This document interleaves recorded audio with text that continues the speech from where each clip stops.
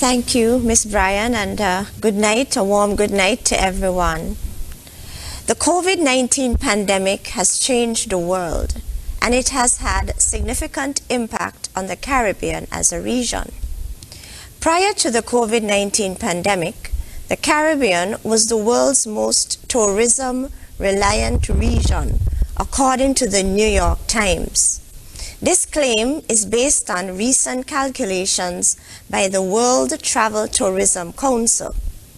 By the first quarter of last year, the region was struck by the coronavirus.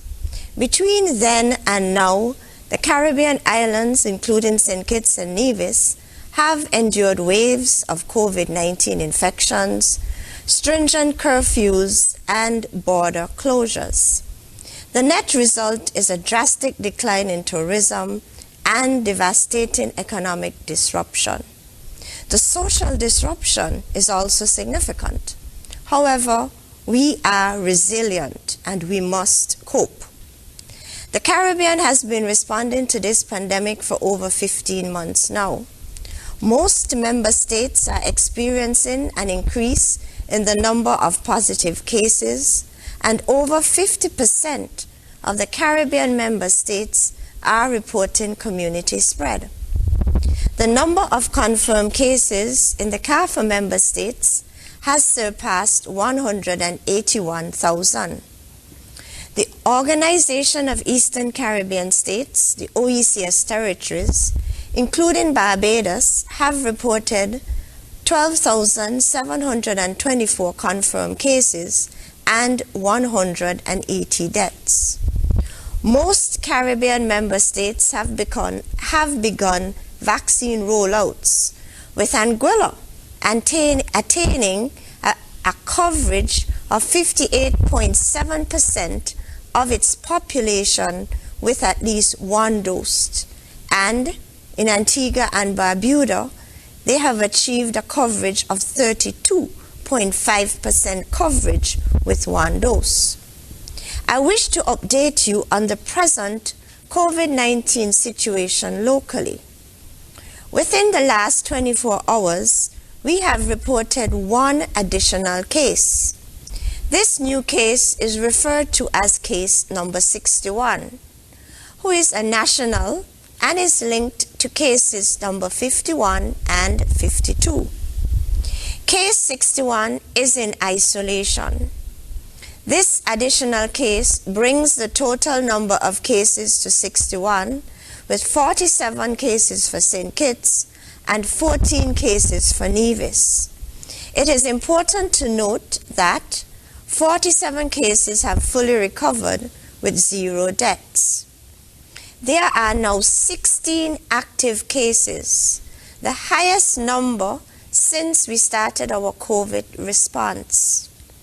These cases include 7 children between the ages of 3 years and 15 years, and 9 adults between 33 to 49 years. The active cases are stable and are being monitored. We are working assiduously to contain this cluster of COVID-19 cases. This term, cluster of cases, aptly describes the current transmission pattern in the Federation. Our COVID-19 vaccine rollout started 13 weeks ago, and as of today, 51.6% of the target population is covered with the first dose, and 19.1% of the target population fully vaccinated.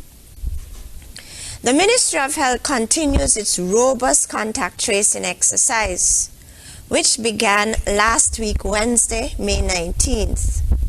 The aim is to identify, quarantine, and test all possible contacts of the recent cases. Between last Wednesday and yesterday, a total of 742 persons have been tested. Ladies and gentlemen, all efforts are being made to break the chains of transmission of the virus and contain this expanding cluster of cases. We must flatten this second curve like we flattened the first curve last year. In essence, the virus is back. It has been reintroduced into our federation. So the big questions are, 1, how can you and I protect ourselves from this microscopic organism? And 2, how can we prevent the spread of this disease? The following 6 measures are ways in which you can protect yourselves from the COVID-19 virus and prevent its spread. The first measure, number 1, I urge you to come forward and get vaccinated. Empower yourself with the facts about the benefits of the AstraZeneca vaccine and accept the vaccine. It is safe and it is effective in preventing moderate to severe COVID-19 disease. It also reduces your risk of transmitting the disease. Number 2, I urge you to adhere to the COVID-19 prevention and control measures. These include wearing a face mask, maintaining good hand hygiene, and maintaining physical distance of at least 6 feet from others when in public spaces. I urge you to wear a face mask and sanitize your hands when using public transportation like the bus and the ferry. This is very important because the person sitting next to you may be carrying the virus. Funerals have the potential to be super spreader events. Therefore, I urge you to wear your face mask at all times during the entire funeral service and even at the graveside. Also, we urge you to maintain a distance of at least 6 feet from other attendees. If you are providing care to a loved one, like a child, who is in quarantine because they may have been exposed to the virus, I urge you to wear a surgical face mask and disposable gloves at all times when interacting with that individual.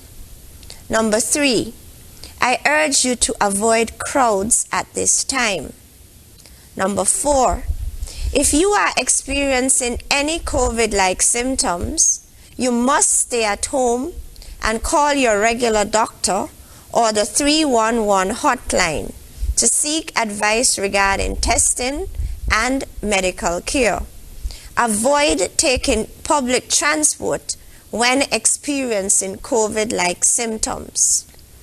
If you are diagnosed with COVID-19, you must remain in isolation to prevent spread of the virus to others.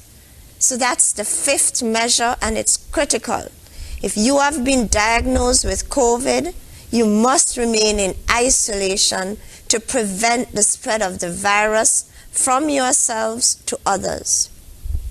If you have been identified as a contact of a case and you are placed in quarantine, you must remain in place within the confines of the quarantine site to reduce the risk of exposure to others.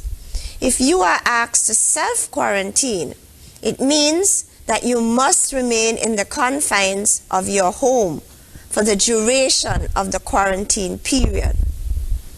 The surge in COVID-19 cases is a serious threat to our health system. Therefore, we must adhere to these recommended measures to curb the spread of COVID-19. As individuals, we each have a part to play to flatten this curve. In this fight, we have employed the all-of-society approach, and we must continue to do so.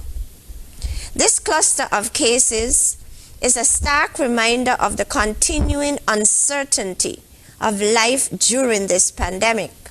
It underscores the threat posed by this virus and its power to upset even the most carefully crafted health and travel protocols.